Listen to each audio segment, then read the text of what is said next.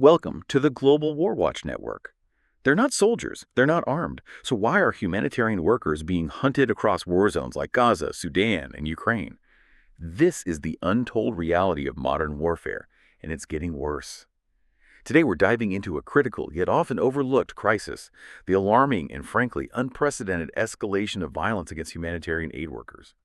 We've compiled insights from a stack of crucial sources, including extensive research and analyses from the Council on Foreign Relations, to truly understand why these individuals, the very people dedicated to saving lives, are increasingly becoming deliberate targets. Our mission here is to extract the most vital knowledge for you, helping you quickly grasp the harrowing scale of this crisis, the profound breakdown of international protections, and crucially, what decisive actions can actually be taken to safeguard these essential frontline responders. So let's start by looking at some truly shocking numbers, because this isn't just a slight uptick we're seeing. It's a catastrophic shift. The data reveals an unprecedented surge in attacks. It paints a really grim picture of modern conflict. Yeah, the numbers are, well, they're more than alarming. They really reveal a fundamental breakdown in protection. 2024 stands as the deadliest year on record for humanitarian workers, and it tragically surpassed the previous high set just in 2023. Just the year before. Exactly. And with deep concern, 2025 is already following an equally grim, unprecedented trajectory. To put this into perspective, the UN Office for the Coordination of Humanitarian Affairs, OCHA, they reported at least 377 deaths across 20 countries in 2024 alone. 377, that's staggering. It is. And that figure topped 2023's death toll by nearly 100, which itself saw a staggering 137% increase over 2022. Wow, 137%. That kind of escalation is truly devastating. And when you look at the bigger picture, these recent figures, they're 3 times the yearly average of just the past decade, right? That's right, 3 times the average. And it's an astounding tenfold jump since the late 1990s. That's when Humanitarian Outcomes first began meticulously tracking these incidents in their aid worker security database. A tenfold increase. Tenfold. And it's not just fatalities we're seeing, which is awful enough. As of 2025, Humanitarian Outcomes has already documented at least 245 major attacks. Now, this includes killings, kidnappings, serious injuries, and also a disturbing uptick in arrests and detentions. So a much broader range of threats. It makes you realize the sheer danger these brave individuals confront really every single day. It absolutely does. And, as OCHA Assistant Secretary General Joyce Msuya told the UN Security Council back in April 2024, she put it very bluntly. Being shot at is not, I repeat, not part of our job. A crucial point. It shouldn't be normalized. Never. And this raises an important question. Where is this crisis most acutely felt? Where are aid workers facing the greatest, most immediate threats right now? That's a vital question, yeah. Our sources pinpoint several global hotspots where this crisis is most severe, places where just delivering aid has become incredibly life-threatening. Gaza is undeniably at the top of that list. Over 900 deaths recorded at aid sites in just the past few months alone. That number is, frankly, horrifying. Horrifying is the right word. And broadening our view, Sudan is another critical area. They've recorded 32 attacks on aid workers this year already. Tragically, that includes 5 who were killed in an ambush back in June 2025. And then there's Ukraine. Organizations there have reported at least 109 incidents disrupting aid delivery just in 2025. So it's widespread. It is. And what's crucial to understand here is that these aren't isolated acts of violence in otherwise stable regions. These are escalating wars. And humanitarian aid workers and their facilities, their sites, they're being struck often, it seems, with deliberate intent. Deliberate intent. That's the key phrase, isn't it? Which is a clear violation of established protections. Absolutely. Clear violations. And this next point, it reveals a deeply disturbing paradox. We have these robust, internationally recognized legal frameworks specifically designed to protect aid workers. Yet, the violence against them is only intensifying. David J. Sheffer, he's an international law expert from the Council on Foreign Relations, describes this as a constellation of codified and customary international law. It should provide an unequivocal shield. Can you maybe elaborate on what these protections actually entail? Absolutely. And this comprehensive framework, it is indeed formidable, at least on paper. It includes the foundational Geneva Conventions of 1949 and their 1977 protocols. Those are the bedrock. Right. Then we also have the 1994 Convention on the Safety of United Nations and Associated Personnel, along with its 2010 optional protocol. And that protocol significantly expands protections to a much broader range of aid workers, not just UN staff. Okay, so wider coverage. Exactly. Then there's the 1998 Rome Statute, which, as you mentioned, Sheffer himself helped negotiate. That established the International Criminal Court. And on top of that, various UN Security Council resolutions, like Resolution 2730, adopted as recently as 2023. So quite recent then. Very recent. In essence, this whole architecture creates a clear, universal legal obligation to protect aid workers.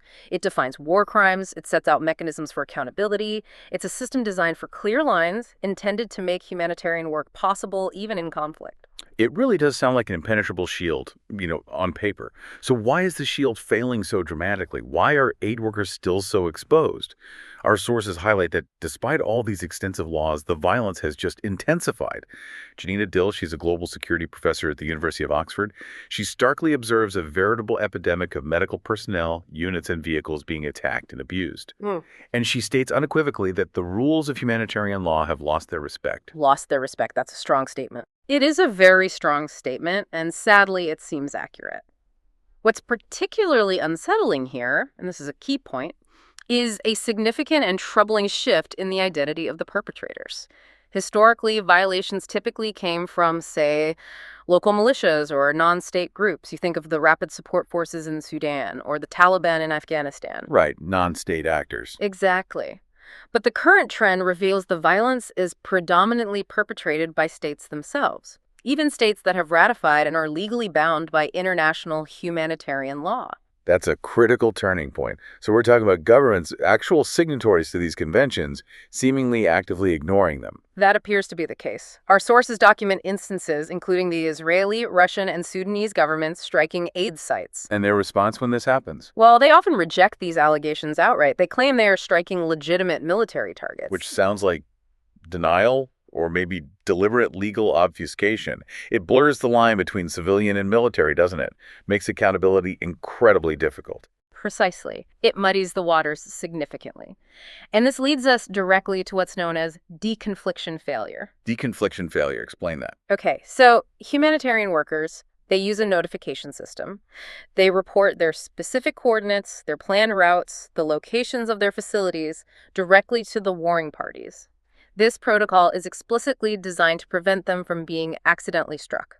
It's meant to say, we are here, we are civilians, do not target. A safety mechanism. Exactly. Yet attacks still occur at these notified locations. This failure demonstrates a fundamental breakdown. It implies either deliberate disregard for the notifications or perhaps a catastrophic communication failure within the military chains of command. Or worse. Worse meaning? Meaning the information is potentially being used against them. Abby Stoddard, a partner at Humanitarian Outcomes, she highlights that many humanitarians have actually lost trust in these systems entirely. They believe that participating, providing their coordinates, can actually make them more vulnerable. More vulnerable. Her quote is powerful on this. She says, "If you have a military such as Russia acting in bad faith, it's kind of putting a target on your back to say where you're going to be." That's chilling. A devastating blow to trust and cooperation, the very things needed for aid delivery. Absolutely. And it's not just the systems failing overall, but certain groups of aid workers are disproportionately affected.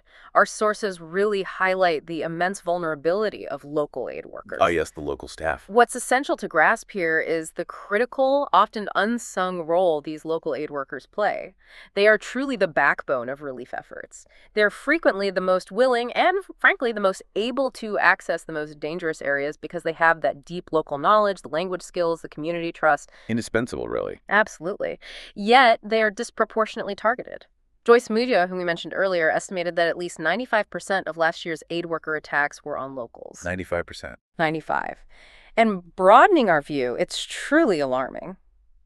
Masuya also noted, and this is critical, that conduct harming our local staff rarely elicits reactions or makes the news. So less international outcry. Far less. It effectively leaves them more exposed, unseen, and critically unprotected by that global spotlight that sometimes offers a degree of safety for international staff. That's incredibly disheartening and unjust. So, okay, if the laws exist and these notification systems are theoretically in place, even if flawed, why is the deterrence failing so catastrophically? Yeah. Janina Dill, back to her point, argues the issue isn't really capacity or knowledge of the law. It's about motivation and a lack of deterrence. What exactly does she mean by that? What insights do our sources offer here? It essentially means that warring parties, whether states or non-state groups, typically adhere to international law only if they perceive a strategic advantage in doing so. It's a calculation. A calculation. Yes. They might comply if they feel they can still win while obeying the rules. Maybe if they feel closely watched by the international community and value their reputation, or if they believe they have something tangible to lose legitimacy, support, alliances if they're seen to be violating the law. So it depends on context. Very much so. For instance, you could contrast Ukraine, where there's arguably an incentive for Ukrainian forces to obey the law to differentiate themselves from Russia and maintain international support. Right. With Sudan, where the civil war has just spiraled into what Dill calls a race to the bottom. Factions there perceive little to no incentive to comply, maybe feel unwatched, and the consequences for civilians and aid workers are devastating. So it really boils down to perceived self-interest Yeah. and, crucially, the absence of robust external pressure. Our sources highlight a significant gap here, don't they? They do. International law relies heavily on other states actually enforcing compliance. But global courts, like the International Court of Justice, ICJ, and the International Criminal Court, ICC, while vital symbols, have limited enforcement powers on their own. They need that political will from states. And that political will often seems lacking, especially at the highest levels. Indeed. The UN Security Council, which should be a primary enforcer, is frequently paralyzed. You have conflicting interests among the permanent members, the P5, and their veto powers, Russia, the US, China, UK, France. The veto problem. Exactly. This often prevents the unanimity needed to pass binding resolutions or ensure true accountability for violations of humanitarian law. And beyond the Security Council. Well, powerful states themselves frequently fail to take firm positions, especially when it involves allies or complex geopolitical interests. In Sudan, as we mentioned, there's a troubling lack of sustained global attention. It's just not high enough on the agenda for many key players. And in the context of Israel and Gaza, There, historic alliances, particularly with the United States and European leaders, often lead to a profound reluctance to criticize Israeli actions or hold them accountable, even when allegations of serious violations of international law arise concerning aid workers or sites. and we saw this reluctance quite clearly, didn't we, back in March 2024, after 15 aid workers were killed by Israeli forces in Rafah, Gaza. Our sources detail a rather muted response from the United States. That's right. The U.S. declined to investigate the incident themselves and effectively shifted blame. And rights groups reacted strongly to that. They did. They were swift to point out that U.S. law explicitly prohibits foreign governments from using American-made weapons to violate humanitarian law. So this selective enforcement, or perceived selective enforcement, appears to be a major systemic failing. Yeah. Janina Dill emphasizes this point too, doesn't she, about equal application. She does. She stresses that equal application of the law is really intrinsically important to law. When the law is applied selectively, depending on who the perpetrator is or who their allies are, it inevitably leads to what she calls a crisis of compliance. A crisis of compliance. Yes. It rapidly erodes the very values the law is meant to uphold. It sends a signal that the rules don't apply equally to everyone. Which begs a further question. What else is compounding this crisis? Mm-hmm. Is there anything else making an already dire situation even worse? Unfortunately, yes. We're facing what some describe as a double whammy. These surging attacks are occurring precisely at a time when overall humanitarian aid support is actually diminishing. So more danger, less support. Exactly. Key donor countries like the United States and the United Kingdom, among others, are cutting crucial funding for global aid programs. And this funding isn't just for, say, food and medicine. It impacts safety too. Absolutely. That funding is vital not just for the aid itself, but for data collection, for robust on-the-ground operations, and critically, for worker safety. How does funding connect directly to safety? Well, Abby Stoddard from Humanitarian Outcomes explains it clearly. When humanitarian budgets get slashed, security risk management as an organizational function is one of the first things to go. So safety protocols get cut first. Often, yes. Things like security training, protective equipment, secure communications, maybe even funds for a safer transport or facilities. This isn't just an administrative cut. It directly increases the vulnerability of aid organizations and their personnel. It leaves them significantly less equipped to navigate these increasingly dangerous and unpredictable environments. It's a truly self-defeating spiral. More risk, fewer resources to manage it. So given this really grim reality, what concrete steps can states actually take to try and reverse this dangerous trend? Our sources do outline some clear pathways to protection. They seem challenging, but absolutely vital. First and foremost, restoring funding seems like an obvious immediate step, doesn't it? It's foundational, yes. Restoring and ideally increasing funding is crucial. Without adequate resources, organizations simply can't implement the necessary safety measures we just talked about, the training, the equipment, the assessments. Okay, so funding first. What else domestically? Domestically, national militaries need to rigorously review and, where needed, revise their rules of engagement. They must precisely establish the identification and, crucially, the protection of humanitarian aid workers and sites, meaning embedding explicit protocols to actively safeguard aid personnel and facilities at every level of their operations, from planning to execution. It needs to be ingrained in military culture and procedure. So internal military discipline and clarity are key. And internationally, what further actions are needed on the global stage? At the international level, universal ratification of the key legal instruments is vital. States should ratify the 1994 Convention on the Safety of United Nations and Associated Personnel, and, importantly, its 2010 optional protocol. You mentioned the numbers earlier. Ratification is lagging on the protocol, right? Severely lagging. While 95 states have ratified the main convention, only 33 have ratified the 2010 protocol. This protocol is critical because it expands protections to a much broader range of aid workers, not just those directly working for or with the UN. Universal ratification would significantly strengthen the overall legal framework and its reach. Okay, ratification. Then there's this really difficult aspect, ensuring third-party compliance. The idea that states, especially powerful ones, need to push others to comply. Yes. Western states in particular, having been primary architects of the post-WWI international humanitarian system, arguably have a special responsibility here.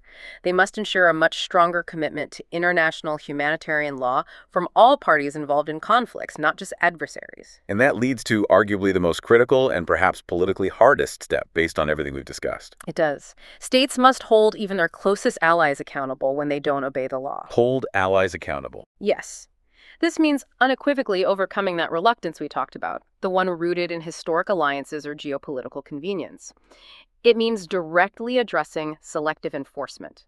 Because if the law isn't applied equally, if powerful nations tacitly allow or excuse violations by their partners, then its legitimacy just crumbles. It fosters a culture of impunity that ultimately endangers everyone involved in humanitarian work. This entire situation, it really points to a profound crisis, doesn't it? It's more than just statistics. The unprecedented attacks we're witnessing signify a fundamental breakdown, a serious erosion of global commitment to humanitarian law, a chipping away at norms we perhaps thought were sacrosanct. It's exactly that, a crisis of norms, a crisis of compliance. And the consequences, they extend far beyond the tragic individual harm to aid workers themselves. These attacks impede critical aid delivery to the most vulnerable populations, they exacerbate existing humanitarian crises, and fundamentally they undermine the very foundation of international law itself. And broadening our view, this erosion impacts everyone, doesn't it? Whether you're directly in a conflict zone or just living in a world where international rules seem to matter less and less, it really feels like a call to action. It absolutely is a call to action for the entire international community. We cannot afford to become numb to this violence, to see it as just another tragic headline. It is a collective responsibility to try and reverse this dangerous trend. And that requires renewed financial support, strengthened operational protocols, pushing for universal legal frameworks, and perhaps most importantly, unwavering, impartial accountability. Absolutely. Unwavering accountability. And as you, our listener, consider all we've discussed today, maybe take a moment to reflect on this. If the international community, including powerful states, continues to tacitly accept or fail to strongly condemn and act upon the deliberate targeting of unarmed aid workers, what does that signal? What does it say about the future of international law and the very concept of humanitarian assistance in conflict zones? What kind of world are we, perhaps, inadvertently creating? Thank you for joining us on this important discussion today. We really appreciate your time and participation. To help us continue bringing you these crucial insights, please do like, share, and subscribe to Global WarWatch Network. We also invite you to share your thoughts on this issue in the comments section below, and join us on social media. You'll find all the links you need right there in the description.